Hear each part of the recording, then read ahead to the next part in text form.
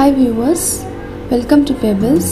இன்னைக்கு வீடியோல நம்ம பார்க்க போற ரெசிபி பேரு டொமேட்டோ சட்னி.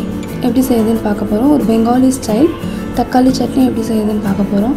ஃபர்ஸ்ட் அதுக்கு தேவையான பொருள் என்னென்னு பார்த்துடலாம். 2 தக்காளி, பெரிய சைஸ் தக்காளி கட் பண்ணி வச்சிருக்கேன்.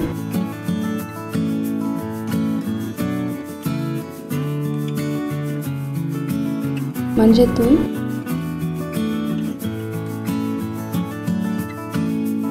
மிளகாத்தூள்,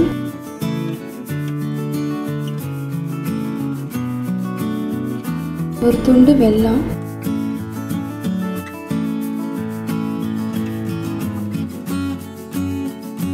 இது தனியா, சீரகம், சோம்பு, கடுகு, அப்புறம் வெந்தயம்.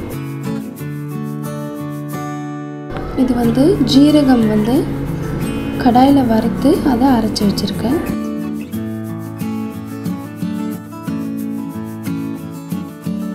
ஒரு காஞ்ச மிளகாய், தேவையான அளவுக்கு உப்பு.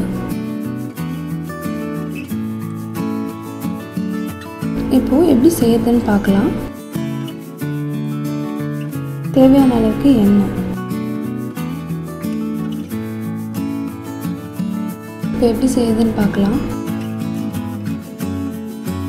கடாய் வச்சு ஸ்டவ் ஆன் பண்ணிக்கோங்க.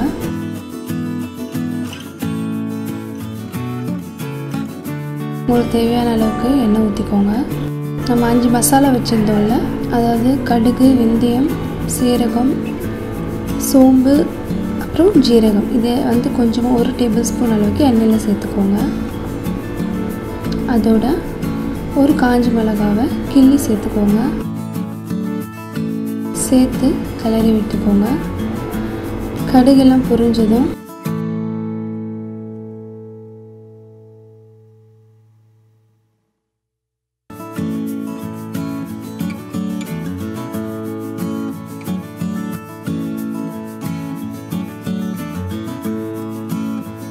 இதோட தக்காளி சேர்த்துக்கோங்க.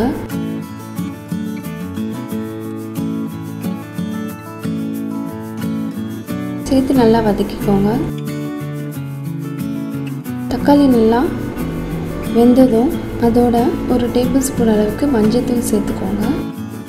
சேர்த்து நல்லா வதக்கி விட்டுடுறேன். தக்காளிலாம் நல்லா வெந்து பேஸ்ட் மாதிரி ஆகிற வரைக்கும் வதக்கிக்கோங்க. அடுத்து மிளகாத்தூள் உங்கள் காரத்துக்கு தேவையான அளவுக்கு நீங்கள் சேர்த்துக்கோங்க. ஒரு டேபிள் ஸ்பூன் அளவுக்கு நான் சேர்க்குறேன். சேர்த்து மிக்ஸ் பண்ணி விட்டுருக்கோங்க. இப்போது தேவையான அளவுக்கு உப்பு சேர்க்குறேன். இப்போது எடுத்து வச்சுருக்க வெல்லத்தை சேர்த்துக்கோங்க.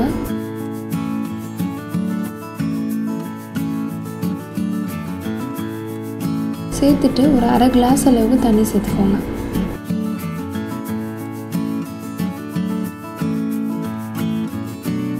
சேர்த்துட்டு இது நல்லா கொதிச்சு வரட்டும். மூடி போட்டு விட்டுருங்க சிம்மில். ஒரு 3 நிமிஷத்துக்கு நல்லா வேகட்டும்.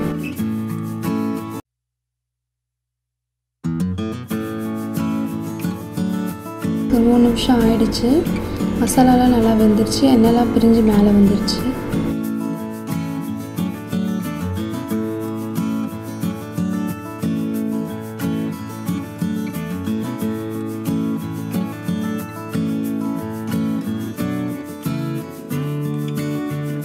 இந்த டைமில் நம்ம அரைச்சி வச்சுருக்க ஜீரகம் பவுடர் சேர்த்துக்கோங்க.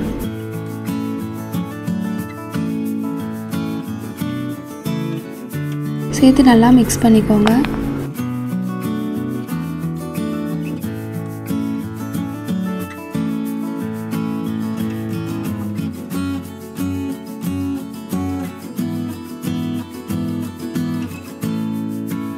மிக்ஸ் பண்ணிவிட்டு கொஞ்சம் ஹை ஃப்ளேமில் வச்சு நல்லா கொதி தொக்காகிற வரைக்கும் கிளறி விட்டுட்டே இருங்க.